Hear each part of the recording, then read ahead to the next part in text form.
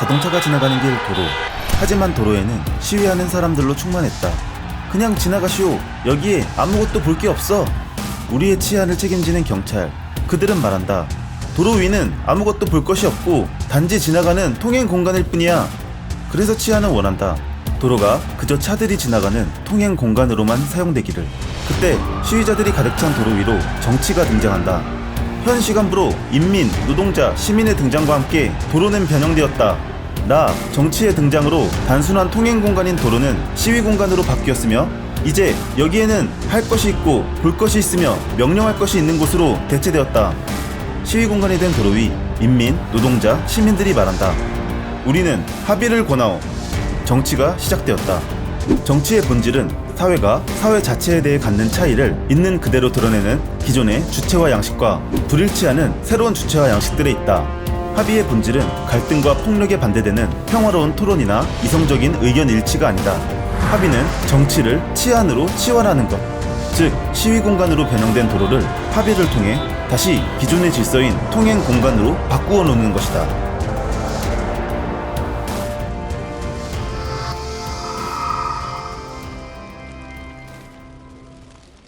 우리는 놀랍게도 국가에 살고 있다.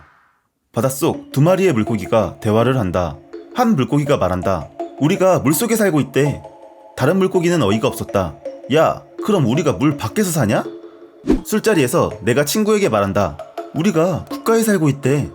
국가는 인간이 태어날 때부터 소속된 거대한 집단이다. 취했냐? 우리가 국가에 살고 있다는 사실은 전혀 놀랍지 않다. 친구가 금연구역에서 담배를 피우기 시작할 때 나는 말한다. 너 뭐하냐? 여기 금연구역인데? 사회에 더불어 살아가는 우리는 공동체의 질서를 위해 서로를 감시하고 검열한다. 종이컵 좀 주시겠어요? 친구가 금연구역인 줄 모르고 담배를 피워서. 이런 감시와 검열은 국가에 적응한 사람을 통해 이루어지며 더불어 살아가기 위해 지켜야 할 당연한 규범이라고 생각하게 된다. 내가 국가에 살고 있다는 사실은 숨을 쉬는 것처럼 자연스러우며 당연한 것으로 생각한다. 우리는 당연한 것을 굳이 생각하지 않는다. 하지만 국가에 대해 강렬하게 생각할 때가 있다. 그건 바로 국가가 우리 삶에 결코 이롭지 않다는 경험에서 대안적 사회를 꿈꿀 때 현 국가에 대해 다시 돌아보게 된다. 여기서 흐릿한 국가의 이미지만 보일 뿐 도대체 국가가 나에게 어떠한 영향을 미치는지 알기 힘들다. 여기서 가장 정치적인 기구인 국가 논리를 이해해보자. 국가 논리 1. 주종관계. 칼 마르크스는 자본론에서 이렇게 말한다. 어떤 인간이 왕이라는 것은 다만 다른 인간이 신하로서 그를 상대해주기 때문이다. 심지어 그들은 그가 왕이기 때문에 자기들은 신하가 아니면 안 된다고까지 믿고 있다. 이래서 모두 바쳐라. 그럼 너에겐 먹을거리와 잠자리가 주어질지니. 주종관계란 사람들의 상호 의존과 그들을 결합시키는 서로의 욕구가 있지 않으면 성립되지 않는다. 이 낡고 허름한 집이 네가 먹고 살 집이다. 어떤 사람을 복종시킨다는 것은 미리 그를 주인이 없이 살아가지 못하는 몸으로 만들지 않는 한 불가능한 일이다. 먹을 것이 적어 배가 고픕니다. 종은 발생하는 결핍이 해소되길 원하지만 노예야 어찌 고되게 일하지 아니하고 욕심만 바라느냐.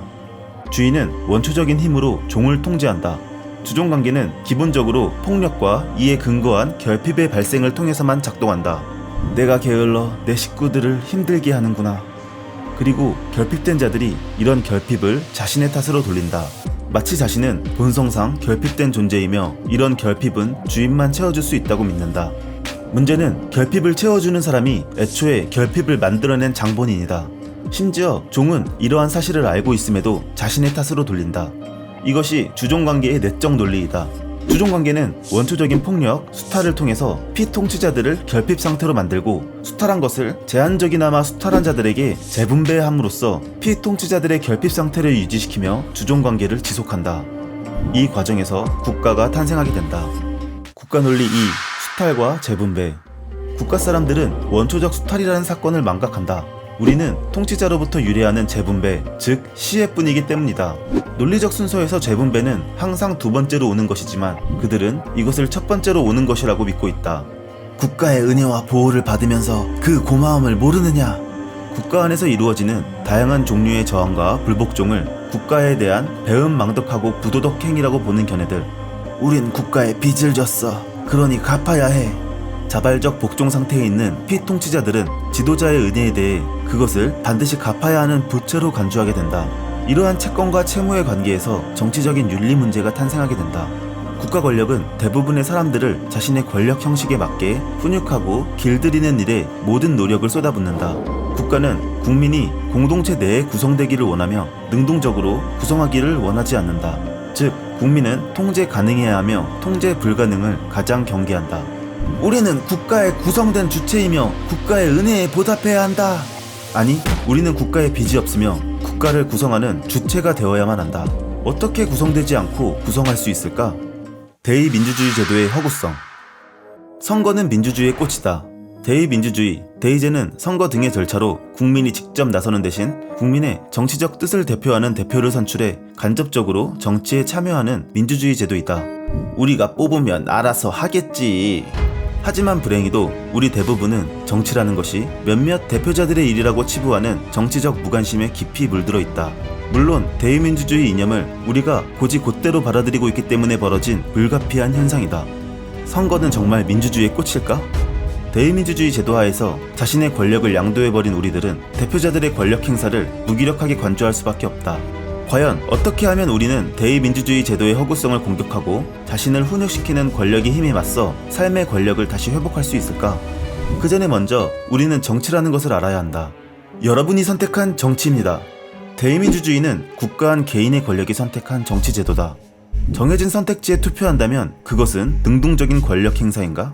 수동적으로 선택된 정치 제도에서 벗어나 능동적으로 선택한 정치 제도이기 위해서 정치라는 개념의 틀을 이해하고 틀 안에 개인의 권력이 어떤 논리로 작동하는지 알아봐야 한다.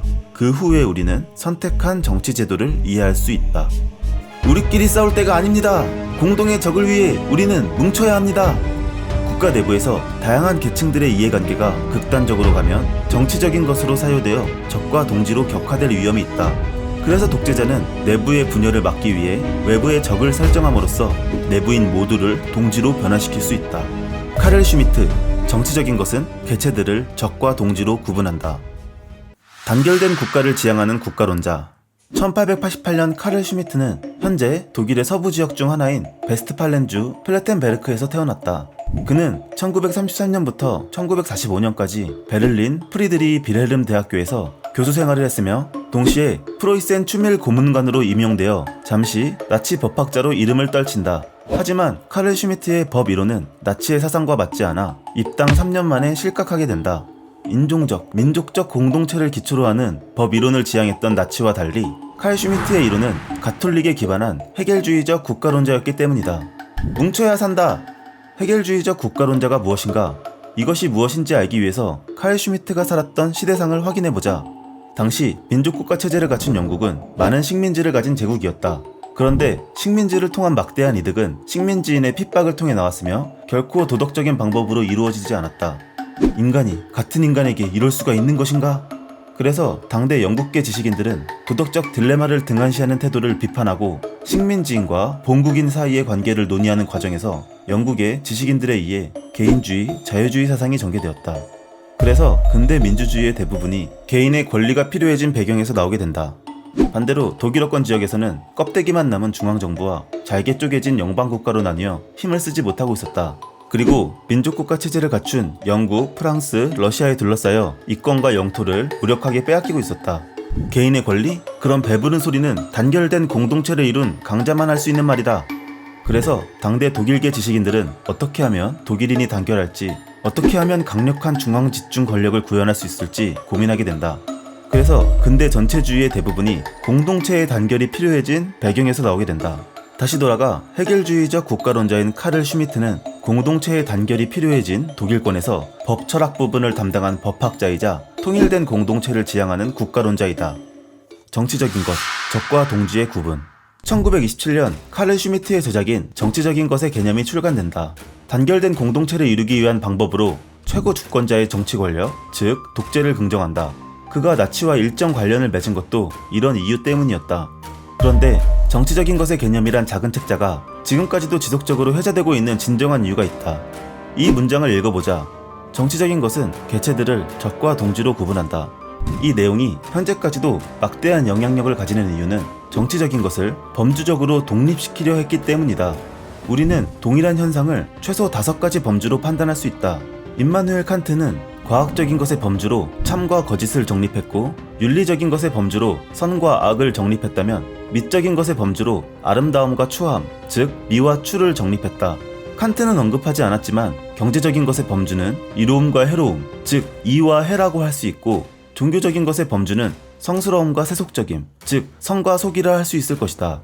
슈미트는 바로 여기에 정치적인 것의 범주로 적과 동지를 제안했던 것.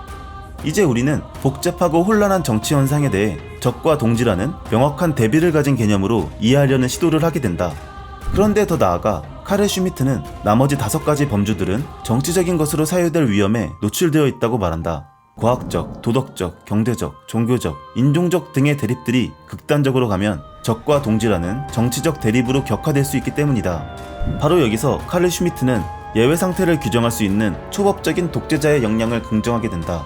만약 국가 내부에서 다양한 계층들의 이해관계가 적과 동지라는 이분법으로 분열할 때 독재자는 내부의 분열을 막기 위해 외부에 적을 설정함으로써 내부인 모두를 동지로 변화시킬 수 있기 때문이다. 나치 또한 유대인과 집시를 적으로 규정하면서 독일 민족을 하나의 국민으로 혹은 하나의 동지로 강하게 결속시켰다. 가장 정치적인 기구, 국가. 국가는 다른 무엇보다 가장 정치적인 기구이다. 카를 슈미트는 모든 국가는 최소 하나의 국가를 적대적인 국가로 규정할 수 있을 때 존속할 수 있다고 보았다. 즉, 적과 동지라는 범주에 의해서만 국가가 유지될 수 있다는 뜻이다. 우리 모든 인류가 동지가 된다면 하나의 국가가 가능하지 않을까? 아쉽지만 그럴 가능성은 매우 낮다. 왜냐하면 내부의 극단적인 대립이 일어나 내부 분열이 발생했을 때 내부를 결집시킬 적이 없기 때문이다. 내부의 분열을 막기 위한 적이 필요하다. 만약 외계인이 지구를 침공하여 인류 존망의 위기가 닥쳤을 때 비로소 우리는 하나의 국가가 될 수 있다. 이때 외계인은 적으로, 인류는 동지로 구분되어 하나의 단결된 세계 국가로 존립할 수 있을 것이다. 결국 적과 동지라는 범주는 국가의 한 속성이 아니라 적과 동지의 범주가 국가 그 자체를 이루는 목적이다. 적이 없는 국가는 존립할 수 없다. 국가가 존재하는 한 세계 평화는 희박하다.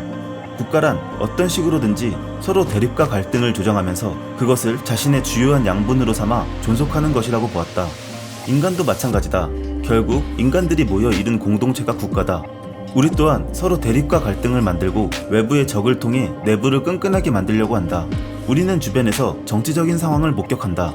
회사 내 라인을 통해 직장 동료의 결속을 강화하며 라인 외의 사람들을 물갈이하는 사내 정치가 있을 수 있고, 미드 차이, 게임 내 패배의 원인을 찾는 과정에서 자신의 무고를 증명하기 위해 적을 만들고 내 편을 들어줄 동지를 찾는다. 정치에 무관심하여 정치적 중립을 표방하는 사람들 또한 정치에서 자유로울 수 없다. 적과 동지라는 범주 내에 정치의 상황에 직면하면 중립인 개인들은 정치를 활발히 행하는 정치인의 눈치를 봐야 한다. 정치에 무관심하다는 것이 결코 자신을 보호해주지 않는다. 정치에 관한 생각의 틀. 정치라는 단어가 익숙하지도 않았고 설명하기는 더 막연했던 이전. 하지만 이제는 정치에 대한 생각의 틀을 마련할 수 있다. 정치적인 것은 개체들을 적과 동지로 구분한다. 참과 거짓, 선과 악, 미와 추, 이와 해, 성과 속 등 인간의 이해를 위해 구분된 과학적, 도덕적, 경제적, 종교적, 인종적 등의 대립들이 극단적으로 가면 정치적인 것으로 사유되어 적과 동지로 격화될 위험이 있다. 만약 공동체 내부에서 다양한 계층들의 이해관계가 적과 동지라는 이분법으로 분열할 때 가장 정치적인 기구인 국가는 외부에 적을 설정하고 내부인 모두를 동지로 만들어 내부 분열을 밀봉할 수 있다. 정치를 하기 위해서 몇 명의 인원이 필요할까? 적과 동지의 범주에 따르면 적어도 3명은 있어야 한다.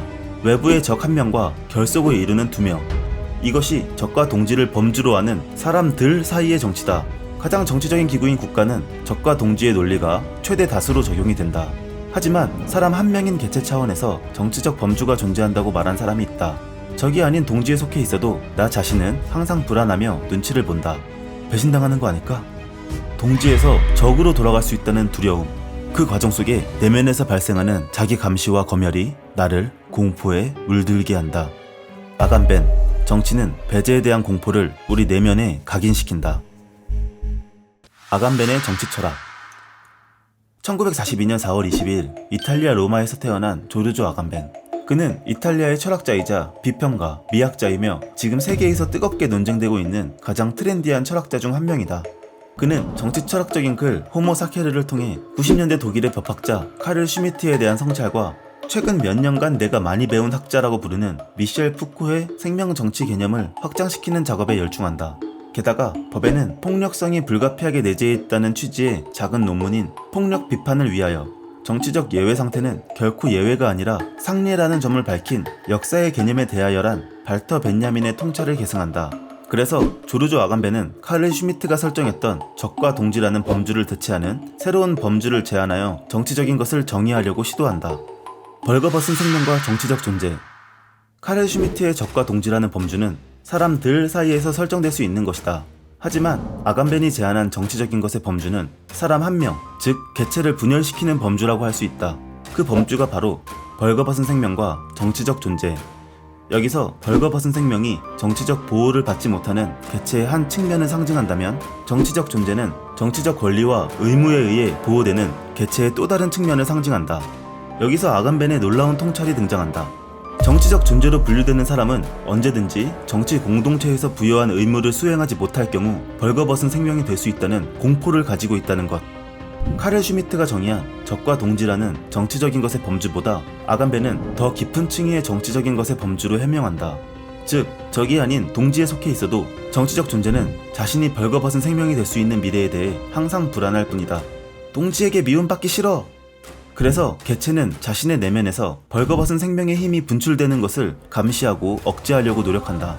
누구누구 대리는 너무 고지식한 것 같아. 구누구누 씨도 그렇게 생각 안 해? 좀 그런 감이 있죠? 직장 동료의 험담을 억지로 공감하는 회사원처럼 저기 지우개 떨어. 야! 친한 척 말 걸지 마! 왕따가 되지 않기 위해서 스스로 먼저 왕따를 공격하는 아이들처럼 권력에 의한 자기 감시 혹은 자기 검열이 바로 이런 방식으로 작동하게 된다. 고대 민주주의와 근대 민주주의. 고대 그리스의 도시국가인 아테네를 중심으로 시작된 정치체제, 바로 고대 민주주의의 시작인 아테네 민주주의다. 고대 그리스에서는 폴리스라는 정치 공동체에 속할 수 없었던 사람들을 조회라고 불렀다. 반면 정치 공동체에 속했던 사람들은 비오스라고 불렀다. 공동체 외부의 조회, 즉 벌거벗은 생명과 공동체 내부의 비오스, 즉 정치적 존재 사이에 그어져 있었던 적대관계는 조회를 위협하고 비오스 간의 결속을 근간으로 민주주의 체제를 유지할 수 있었다. 비오스만 투표할 수 있다. 입법과 행정에 대한 결정이 유권자의 투표에 의해 결정되는 제도는 근대 민주주의와 비슷하지만, 평등하지 않은 고대 민주주의의 양식은 일반적으로 노예제대의 다양한 흐름 중 하나라고 여겨진다. 우리가 익숙하게 생각하는 근대 민주주의는 조회까지 포함할 수 있는 평등이란 가치를 기반으로 한다. 우리도 인권이 있다. 모든 인류는 평등하다. 공동체에 속하지 못한 사람이 목소리를 낼 수 있는 정치체제. 공동체 외부의 존재에게 적대적 위협을 기반으로 성립될 수 있었던 고대 민주주의와 달리 근대 민주주의의 평등이란 이념은 벌거벗은 생명, 즉 정치 공동체에 속하지 않는 사람들 또한 정치적 존재에 대해 발언권을 행사함으로써 정치가 이루어진다. 민주주의는 틀렸어. 만약 근대 민주주의에서 추방되어 벌거벗은 생명이 된 사람이 있다. 그 사람이 근대 민주주의에 대해 비판의 목소리를 낸다면 근대 민주주의는 결코 체제의 위협을 느끼지 않는다. 독재 시절에는 저 사람 바로 잡혀갔어. 오히려 목소리를 크게 낼수록 공동체에 속하지 못한 사람이 목소리를 낼 수 있는 정치 체제라는 기존의 체제 작동 방식을 더욱 공고히 할 뿐이다. 이것이 근대 민주주의가 작동하는 결정적인 방식이며 평등이란 이념의 정치적 설명이다. 우리가 벌거벗은 생명에서 투쟁하여 정치적 존재라는 권리를 갖게 되었다. 우리가 피땀 흘려 이뤄낸 정치적 존재인 만큼 다신 벌거벗은 생명이 되지 않도록 하자. 스스로 투쟁하여 이뤄낸 정치적 존재라는 권리는 벌거벗은 생명이 되지 않겠다는 구분을 명확히 한다. 이렇게 그들 스스로가 설정한 정치적인 구분은 내가 선택한 정치적 존재다. 악으로 깡으로 유지해라. 근대 민주주의가 작동하는 정치 권력의 핵심이 되며 자발적인 국민들의 자기 감시와 검열로 인해 서로에게 배제에 대한 공포를 각인시킨다. 배제에 대한 공포. 고대 민주주의에서는 공동체 외부의 벌거벗은 생명과 공동체 내부의 정치적 존재 사이에 적대관계를 통해 정치 권력이 유지되었다. 근대 민주주의 초기 평등이란 이념은 사람들 사이에서 적대관계를 통해 유지되었던 정치 권력을 약화시킬 수밖에 없다고 생각했다. 즉 민주주의에서는 가장 정치적인 기구인 국가 권력이 약해질 것이라고 생각했다. 하지만 국가 권력은 약해지지 않았다. 오히려 정치적인 것이 한 개체에 얼마나 깊숙이 박혀있는지 확인하게 된다. 사람들 사이에 작동한 적과 동지의 범주를 살짝 걷어내보니 사람 한 개체에 그어진 벌거벗은 생명과 정치적 존재 사이의 적대관계를 발견하게 된다. 개인들은 국가라는 거대한 공동체에 적응하기 위해 정치적 존재로 훈육된다. 법, 질서, 규칙을 지키고 수속된 환경과 문화를 받아들이며 공동체 내부의 조화를 위해 행동한다. 착한 아이는 빨간불에 건너지 않아요? 국가의 훈육이 각인되어 생성된 정치적 존재는 주변 사람들의 눈치를 보게 된다.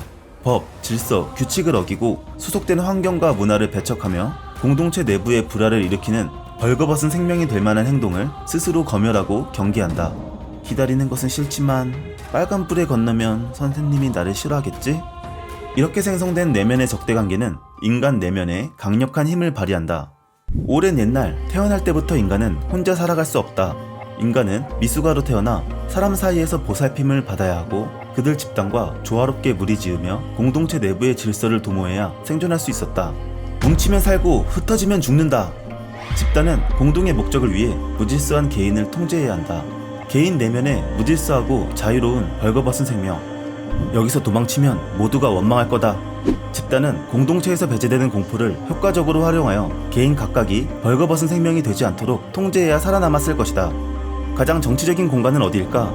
너 감옥 갈 수 있어. 하지만 이곳은 감옥이 아닌 수용소.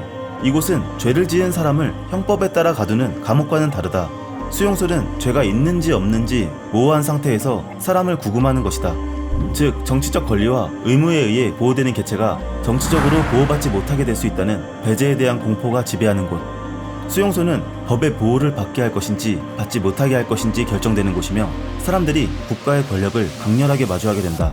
배제에 대한 공포를 이용하는 수용소, 바로 이곳이 국가가 정치 권력을 유지하는 핵심 공간이다. 카를 슈미트가 제시한 적과 동지라는 범주는 배제에 대한 공포로 쉽게 설명할 수 있다. 우리 같이 적을 미워하지 않는다면 너에게 실망할지 몰라. 개체 내면에는 적을 미워해서가 아닌 동지에게 미움받고 싶지 않다는 배제에 대한 공포가 개체 내면에 훨씬 더 강력한 정치 영향력을 발휘한다는 것. 이것이 아간벤이 통찰한 정치가 개체 내부에서 작동하는 방식이다. 정치에 관한 생각의 틀. 정치라는 단어가 익숙하지도 않았고 설명하기는 더 막연했던 이전. 하지만 이제는 정치에 대한 생각의 틀을 마련할 수 있다. 정치적인 것은 개체들을 적과 동지로 구분한다. 참과 거짓, 선과 악, 미와 추, 이와 해, 성과 속 등 인간의 이해를 위해 구분된 과학적, 도덕적, 경제적, 종교적, 인종적 등의 대립들이 극단적으로 가면 정치적인 것으로 사유되어 적과 동지로 격화될 위험이 있다. 만약 공동체 내부에서 다양한 계층들의 이해관계가 적과 동지라는 이분법으로 분열할 때 가장 정치적인 기구인 국가는 외부에 적을 설정하고 내부인 모두를 동지로 만들어 내부 분열을 밀봉할 수 있다. 정치에 관한 생각의 틀을 업그레이드해보자. 조르조 아간벤은 말한다.